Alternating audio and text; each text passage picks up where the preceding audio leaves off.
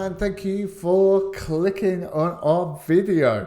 This is a little excerpt from the full podcast, and if you like what you hear, then please do go to any of your favorite listening locations and search The End Spank Media. Now, this one in particular is a little bit at the end of the podcast where we like to recommend comics and movies and TV shows, and I think we're quite good at it. So why don't you just hit that subscribe now? Hit the subscribe, and then you'll know when we're recommending stuff next time, or any of our reviews and whatnot. So it's over from me to me. All right, let's do a quick roundup and see if anybody's been watching or reading anything before we sign off. Tim, is there a specific little film that you may have seen recently? Oh my God, guys. I watched Thanksgiving. Okay. Is this the one you're talking? Is this the one you're referring to? Yeah, that's what I'm referring to. Yeah. All right. So this had everything. I just loved this movie. It was pastiche. It made fun of itself, but it was also extremely brutal and had so many great. I mean, this may be personal to me, but it's set in Plymouth, Massachusetts. I grew up in Massachusetts, so I'm pretty familiar. Right. Brother lives down there. All these subtleties about Massachusetts that I thought were so funny and right on target. So there's so many. It's a very thoughtful movie, but also clearly strives to have a B movie aesthetic. I thought it was great. I would like you guys to see it. If we can talk about it at some point, it'd be fun. Makes me curious about it. I want to see it now that I hear you say that. And it's based on a grindhouse, a fake grindhouse trailer of a movie. This is the Eli Roth movie. Mm-hmm. The trailer he made for it is got to be 20 years old at this point. You can watch it online, and he basically finally made the movie. It's so good, isn't it? Just the faux trailer is brilliant. Yeah, and because we've been stung a bit with It Lives Inside, I looked at it and I was like, oh, kind of just looks like just a bit of a slasher with a motif. I was a little bit like, oh, I don't know if I don't want to say no to Tim, but at the same time, I'm not enthused by it. And then when I saw it was Eli Roth in the context that you so delightfully explained, I was like, fuck it, we're gonna do it. I'm looking forward to seeing it. I think this one will be on streaming within a month. I think it will be one of those. It'll have a big opening, and then it'll have a 60-70% drop off, and then we'll get it on streaming in about 3 or 4 weeks. Yeah. It's nice to have some Thanksgiving material. It's always Halloween or Christmas are the big ones. Right. There's very few Thanksgiving related content, and so I was excited for that too. And it has. I'm not going to get into it, but it has so many really thoughtful things. So one of the tropes you guys of course know, the movie set in Boston and the terrible Boston accents that these actors try to authentically use, but it always comes off embarrassing. There's that, but it seems purposeful. They're making a joke about those types of movies. And I just thought it was so fun. I don't know. Curious to see what you guys think. Yeah, and it's counter-programming to the sort of Gary Marshall sort of trying to monetize holidays or bank holidays, as we call them here. Oh, totally. Exactly that. Yeah. Yeah, actual Mother's Day. We had Valentine's Day. We had, I think he did New Year's Eve as well. It's kind of the way that Drake makes albums now. It's not like in the Michael Jackson days when you have probably 50 Prince. Prince is a great one. He's supposed to have 200 albums that are locked away. And in his will, the only thing he specifically noted to his heirs were that they are off limits because they are the shit that I didn't. I mean, Prince, he's like the Alice Cooper. He is that into music that Alice Cooper spent a month in his basement studio remixing Pet Sounds because he wanted to know if it could ever be more perfect. And that's kind of just seeing if it was perfect. So, which it is. Turns out. Yeah, very much so. I can't remember. I've got onto music now, so I'm just in revels about that. So what was I saying? What was the point of that? We were just I don't know. We're talking about Thanksgiving. Yeah, some Thanksgiving. point. Yeah. So How did we get here? I don't know. that's Joe's YouTube channel, isn't it? So very well. Very well. Well, okay, well, let's just say that there was a point to it. But yeah, it's good to see this counter programming. And it isn't just horror films for Halloween anymore, that you can indeed. Yeah. Why not go on and do a New Year's Eve? Why not go on to do a Valentine's Day in the same vein? Yeah, exactly.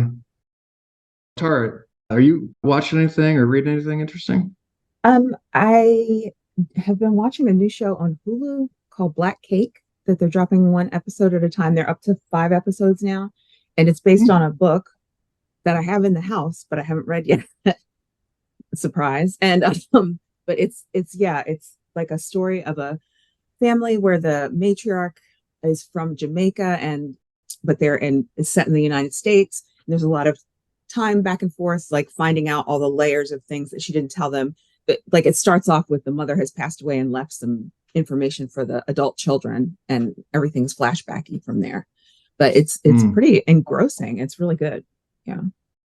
Well, it is familial, but the kind of family that they look at, I've only heard about in classrooms. I've never seen it in a fictional setting. Like the people in Jamaica that are Chinese in their lineage. It's about that. Yeah. And the family, like the matriarch's father is Chinese and the mother is Jamaican. And I had never seen that represented anywhere before. So that was kind of exciting to me too. It's a fairly new cast, but I think they all do such a great job. I won't be surprised if they become household names later. It's an ensemble, and if you can't get with the time jumps, you're in trouble if you can't get with the time jumps. So that's a little heavy on.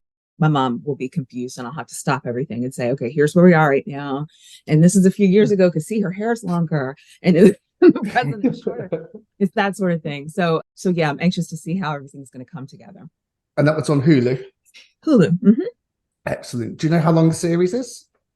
I don't know how long it ends up, because then I would have read the book and that would have helped. But I know they're doing one season at this point, but I don't know how far it goes. Yeah. I have many ornamental books as well. Yes, well, it's pretty. The cover's quite nice. But if anybody comes in my house, they'll think I'm clever as fuck, because I've got these sciencey books on the shelf. I make sure I just always keep one shelf for books. Right. On the buses, science stuff. Yeah, I'm a double-edged nerd. That's right. Yeah, exactly. I'm a nerd in every respect. One other thing, guys, before we I wanted to raise is that I have been listening to a lot of, I'm not prepared to say anything substantive about this and there's lots substantively to say about it, but I've been listening to a lot of Amy Winehouse lately for some reason. I really think she was like a kind of a genius. I do too. It's been a while since I immersed myself in her. So same. Like I was really, really into her. Like when Back in Black came out, maybe like for the year or two after that, and then like she died, I think in 2011 or something, 2012. Has it been that long? Wow. Yeah. I think it's like 2011. And then I kind of just lost track of it, but I've been revisiting her work lately, and I really think she's like a once in a maybe generation type of vocalist. So I don't know. I'm going to listen to more and maybe think about her a little bit. She's very interesting as a cultural figure too, so. Definitely. Anyway. There still is actually, it's been brought back recently on Sky. There's a music panel quiz show called Never Mind the Bollocks. No, Never Mind the Buzzcocks. Oh, that's cute. And it's been going for around 20 years. Now, the first two hosts the first one was there for about 10 years. His name was Mark Lamar, very sardonic, took the piss, didn't hell anybody with any regards. And it was very much, you were allowed to be in on the joke, but if you weren't, then you're basically putting a target on yourself. And then it changed to this guy called Simon Anstell, who was, again, a very sardonic stand-up comic. He did sitcom appearances as well. But it's very sort of low-tone, highbrow comedy, where the nodding type of comedy, not the laugh out loud comedy. Yeah, sure. But he was fucking vicious. He would tear strips off anybody. And because in that age of the mid-noughties, there was this explosion of British indie and British rock music, you'd find that there were people that were on the show that went on to be huge household names. Like people, I'm not sure if Adele was ever on it, but it would make sense. But the point I'm getting to is Amy Winehouse was on it. But when you have somebody that's so gregarious and so charming, that she was one of the few people that when Simon Amstell started dishing it out, she'd be like, "What's your fucking problem, mate? Like, well, you're just a host of a fucking quiz show. Like, leave us alone, or carry on if you want to and see." Do you know what I mean? Like, she'd just call it out, and that's the bravest person. And she was one of the few that would make Simon Amstell retreat. So if you can find, there's probably clips. Or if you can find the whole episode on YouTube, I'd recommend anybody watch it. It's like I send clips of Celebrity Juice to you, don't I, Tara, with Keith? Yes. It was very much of that British sort of piss take, no holds barred, but we shake hands afterwards kind of comedy. Right. And Simon Amstell pushed a couple of people so far that they walked off. And they actually brought people in from the audience to sit in. Oh, wow. Oh, wow. That's something. Like it wasn't a made for TV, let's play this out and let's ask him back on and apologize. They were like, if you want to walk off, we'll just get someone out of the audience. One of the instances, it was a guy that went on to Big Brother, Celebrity Big Brother. His name is Preston, and he was from a band called Ordinary Boys. And he had a missus when he went in, but when he came out, he broke up with her and ended up being with somebody from the program. There was no. Yeah, so he lost his everyday sort of rock star veneer. And on top of that, his missus brought out a book. And Simon Amstell was reading passages from her book, and he was saying, "So what do you think she meant when she said that?" Oh, absolutely brutal. So the ones that I would recommend would be Amy Winehouse, Preston Ordinary Boys, and Donny Tourette, who thought he was in the Sex Pistols and actually went into Celebrity Big Brother as well. Those three episodes are outrageous. Wow, outrageous. Cool.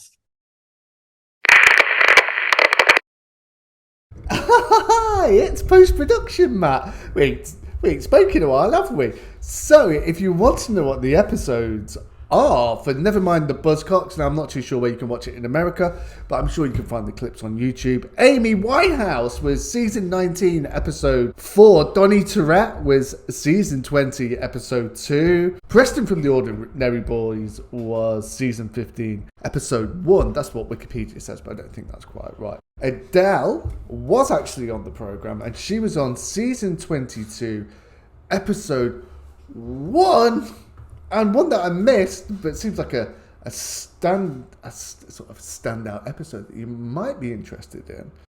And that was Nicholas Hoult with season 20, episode 4. So there you go, guys. If you're interested at all, then that's your point of reference. Now back to the episode where I believe I'm about to say goodbye to everybody. So goodbye from post-production, Matt, and I'll speak to you soon. Okay, let's wrap it up there then, guys. An absolute pleasure. Thank you for joining us, Tara. It's a absolute delight to see you across the air, the internet waves, in the air and sea, and however you get here on my screen. It's been a delight. Thank you very much. Thank you for having me. It's always good to come back home with you guys. Well, once again, we turn lemons into lemonade. So it's been a pleasure.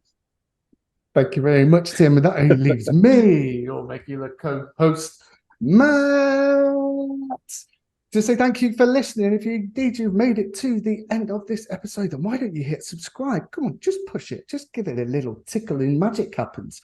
It's the secret button to happiness.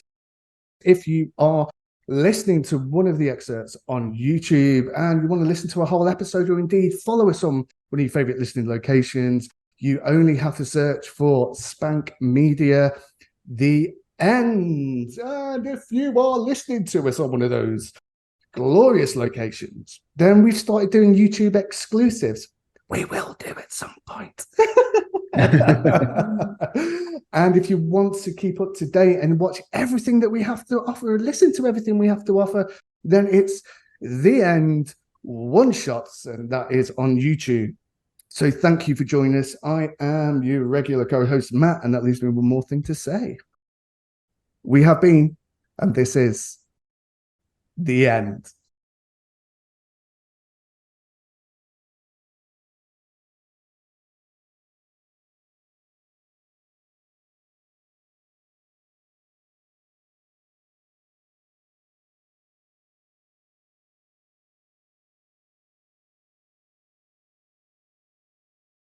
Whoa! Look at Wow, that. look at that.